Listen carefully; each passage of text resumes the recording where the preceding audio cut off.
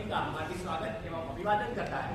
हमारी company Rotex automation limited fluid control system में अपना योगदान देते हुए engineering solenoid valve, single seat valve, sponge jet valve, railway magnetic valve इत्यादि उत्पादन करता है, जो आप इस फोटो के माध्यम से देख सकते हो। और आशीष, ये तो पता है कि सोलेनॉइड होता क्या है? हम इस सोलेनॉइड को एप्लीकेशन के माध्यम से समझने की कोशिश करते हैं, जैसे कि हाथ लगाने से पानी आना, ऑटो टर्मिनल, दरवाजा अपने आप खुलना और बंद होना, ऑटो डोर सिस्टम, और औद्योगिक उपयोगिता की बात करें तो कंप्रेसर से पानी अपने आप ड्रेन होना इत्यादि सोलेनॉइड की देन है। हमारी कंपनी की उत्पादन सुविधा भारत में 3 जगह पर कार्यरत है, जहां बड़ौदा प्लांट से जिसकी स्थापना सन 1983 में हुई थी, जो 6000 से भी अधिक वैरायटी के प्रोडक्ट बनाता है। इसी के साथ साथ हमारे कुछ डोमेस्टिक और इंटरनेशनल कस्टमर्स भी है, आप इस मैप के माध्यम से देख सकते हो। ये बताते हुए मैं बड़ा गर्व महसूस होता है कि हमारी कंपनी की पहुंच इसरो तक जा चुकी है, जहां हमारा सोलेनॉइड क्रायोजेनिक इंजन में उपयोग किया गया है। हमारी कंपनी रोटेक्स ऑटोमेशन लिमिटेड अपना मिशन और वैल्यू के साथ चलते हुए innovation, continual improvement, sustainable solution एवं एम्प्लॉय के लिए स्ट्रेस कंडीशन बनाने दिन प्रतिदिन अपनी रफ्तार बढ़ा रही है। उम्मीद है आप सब लोग जानते होंगे इंडस्ट्री 4.0, आधुनिक बढ़ती हुई तकनीक, रोबोटिक्स, ऑटोमेशन, इनोवेशन, ये सब में सोलेनॉइड का होना अनिवार्य है। इसलिए हमने हमारी कंपनी का स्लोगन भी क्या रखा है दोस्तों? अब आइए मैं अपने क्वालिटी सर्कल टीम से परिचय करवाता हूँ। मैं हूँ team leader Ashish Raj, food production department से। मेरे deputy leader mister Dubesh Panchal, team members mister Pawan Patel, mister Himanshu Parekh, mister Yogesh Rana और हमारे टीम के फैसिलिटेटर मिस्टर चिराग बना। और हम है टीम इस कार्य को करने के लिए हम सप्ताह में 2 बार मीटिंग करते थे और उसमें उपस्थिति की बात करें तो वो 90% थी। अरे भाई, पहले ये तो बताओ, ये क्वालिटी सर्कल होता क्या है? क्वालिटी सर्कल एक टीम है जो अपने कार्यस्थल पर आती हुई समस्याओं का निवारण करती है, और हम इस समस्याओं का निवारण करने के लिए हमने पीडीसीएस साइकिल का उपयोग किया, जिसमें से पहला स्टेप है आइडेंटिफिकेशन ऑफ द प्रॉब्लम। हमारी टीम ने कार्यस्थल पर आती हुई सारी समस्याओं का लिस्ट डाउन किया और उसको हमें ABC कैटेगरी में उसको एनालिसिस की मदद से उसको डिवाइड किया। अरे भाई, ये तो बताओ, ABC एनालिसिस होता क्या है? A कैटेगरी की वो समस्या होती है जो हमारी टीम मिलकर खुद कर सकती है। B कैटेगरी की वो समस्या होती है जिससे हमें दूसरे डिपार्टमेंट की सहायता की जरूरत पड़े, और C कैटेगरी की वो समस्या होती है जिससे हमें दूसरे डिपार्टमेंट के साथ साथ मैनेजमेंट की भी जरूरत पड़े। फिर हमारी टीम ने इस पैरामीटर को ध्यान में रखते हुए रैंकिंग मेथड का उपयोग किया और उसमें से बहुत बड़ी समस्या निकल कर आई। वो क्या थी दोस्तों? Effective laser marking. फिर हमारी टीम ने मिलकर ये माइलस्टोन चार्ट बनाया और हमारा टीम का एक ही लक्ष्य है, क्वालिटी होना ही चाहिए। क्वालिटी होना ही चाहिए। और आइए मैं लेजर मार्किंग के बारे में आप लोगों को कुछ बताना चाहता हूँ। लेजर मार्किंग एक आधुनिक तकनीक है जिसका उपयोग मेटल, नॉन मेटल, प्लास्टिक के ऊपर किया जाता है। अब आइए नजर डालते हैं हमारी लेजर मार्किंग की कुछ डिफेक्ट की ओर।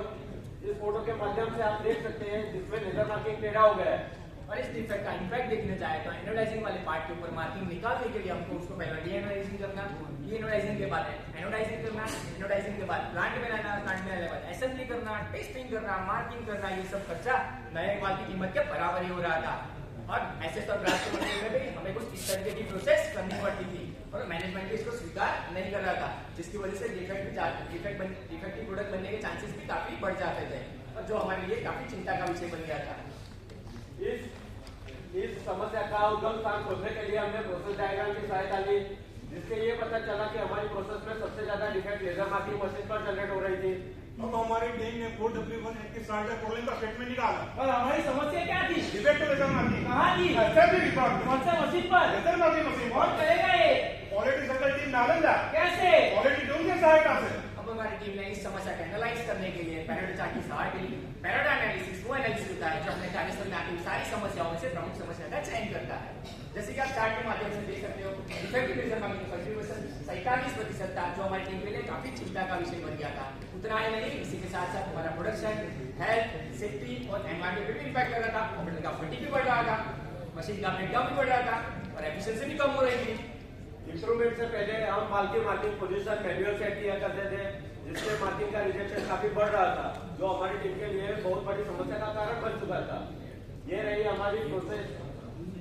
वीडियो के माध्यम से आप देख सकते हैं मैन्युअल पोजीशन सेट करने से टेढ़े मार्किंग होने की संभावनाएं बढ़ जाती थी।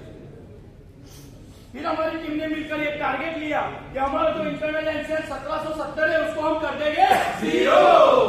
इससे हमारे 2 पैरामीटर पे मेजरिंग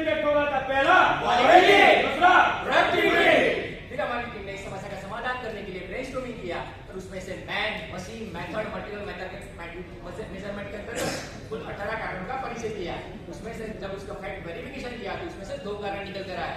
पहला कारण ये था कि पैरामीटर गलत होना और दूसरा कारण ये था कि मार्किंग के लिए वाल की पोजीशन मैन्युअल सेट करना है। अब हमारी टीम ने इस समस्या का 2 कारण ढूंढा जिसका हमने वाइवा एनालिसिस किया। पहला कारण ये था कि पैरामीटर गलत होना। पैरामीटर गलत क्यों हो रहे थे? क्योंकि हम प्रोग्राम मैन्युअल सेट कर रहे थे। प्रोग्राम मैन्युअल क्यों क्योंकि सेट कर हमारे रहे पास थे? ऑटोमेशन नहीं था। फिर हमारी टीम ने फिर हमारी टीम ने दूसरा कारण ये किया कि फिर हमारी टीम ने दूसरा कारण ये ढूंढा कि मैनुअल पोजीशन मार्किंग के लिए लगाना वो हमारे लिए थोड़ा डिफरेंट था। मार्किंग की पोजीशन मैन्युअल क्यों सेट कर रहे थे? क्योंकि हमारे पास वैरायटी ऑफ प्रोडक्ट होने के कारण मार्किंग लोकेशन अलग अलग था। मार्किंग का लोकेशन क्यों अलग अलग है? वॉल माउंटिंग के लिए फिक्स पोजीशन नहीं था माउंटिंग लोकेशन फिक्स क्यों नहीं था? क्योंकि हमारे पास प्रोफाइल भी नहीं था। फाइनली हमें रूट कोर्स मिल गया थी। वैरायटी ऑफ प्रोडक्ट होने के कारण हमारे पास तो मार्किंग के लिए लेजर मार्किंग के लिए हमारी जो पोजीशन अलग अलग आ रही थी उसको एलिमिनेट करने के लिए हमारे पास कोई प्रोविजन नहीं था। इस चार्ट के माध्यम से देख सकते तो हमारा जो पीपीएम 30,000 से ज्यादा बढ़ चुका था। बाकी हमारी टीम के लिए वो बहुत बड़ी समस्या थी। फिर हमारी टीम ने मिलकर ब्रेनस्टॉर्मिंग किया।